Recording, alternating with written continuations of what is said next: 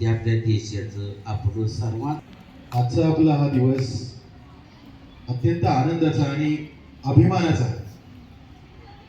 या अर्थाने की आज आपल्या शाळेमध्ये जे मान्यवर उपस्थित आहेत त्यांच्याकडे पाहून तुम्हाला त्यांची एक विशेष ओळख करून द्यावी असं कधीच म्हणजे त्याची गरज वाटत नाही, कारण त्यांचा जो पेहराव आहे, त्यांची जी वर्दी आहे ती देशातल्या अगदी लहान मुलानं पाहिली तरी त्याला कळतं की हा आपल्या देशाचा सैनिक आहे.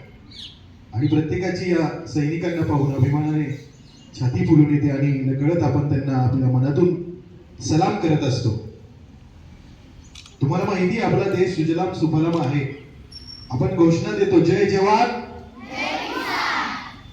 आपल्या शेतातल्या मातीत राबणारा आपला शेतकरी ज्याच्यामुळे शेती पिकते आणि आपण आपला देश सुजलाम सुफलाम होतो, त्यांच्या सोबतच आपल्या देशाची जी माती आहे तिचं संरक्षण करण्याचं काम हे सैनिक अहोरात्र सीमेवरती करत असतात. आपल्या देशाला परकीयांपासून शत्रूंपासून वाचवतात असंच काम करणारे आणि गेली 14 वर्षापासून भारतीय सेनेमध्ये कार्यरत असणारे सन्माननीय श्री विकास भोसले सर, भारतीय सैनिक आज आपल्या शाळेमध्ये उपस्थित आहे. शाळेच्या वतीने मी पुन्हा एकदा त्यांचं हार्दिक आणि मनापासून स्वागत करतो.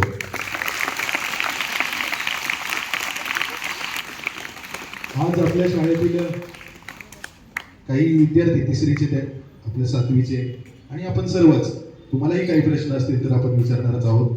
आज त्यांची या ठिकाणी मुलाखत घेणार आहोत.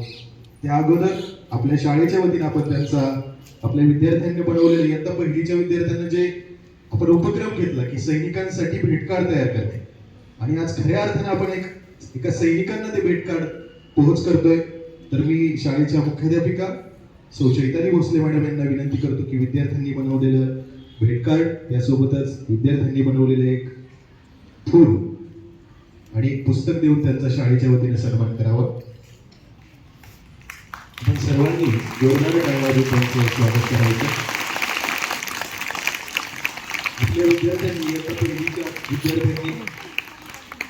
अत्यंत सुंदर आणि बनवलेलं भेट कार्ड जे आपण खास करून सैनिकांसाठी बनवलं होतं आणि इयत्ता 7वीच्या विद्यार्थिनींनी बनवलेलं हे फूल तिरंगी रंगामध्ये आपण ते खास त्यांना भेट देतोय.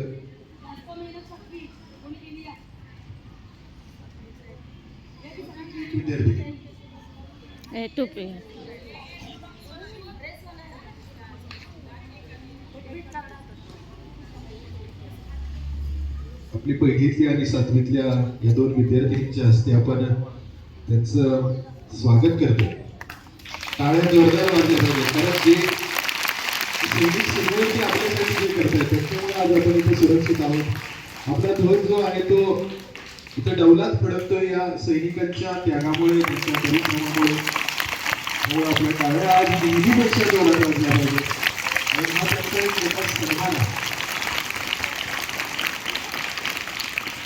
भारतीय सैन्यात काम करत असताना त्यांचे जे अनुभव आहेत ते तुम्हाला सांगणार आहेत. आणि मी आता आपल्या शाळेतील विद्यार्थ्यांना विनंती करतो की त्यांनी आपला जो हा मुलाखतीचा कार्यक्रम आहे तो सुरू करावा.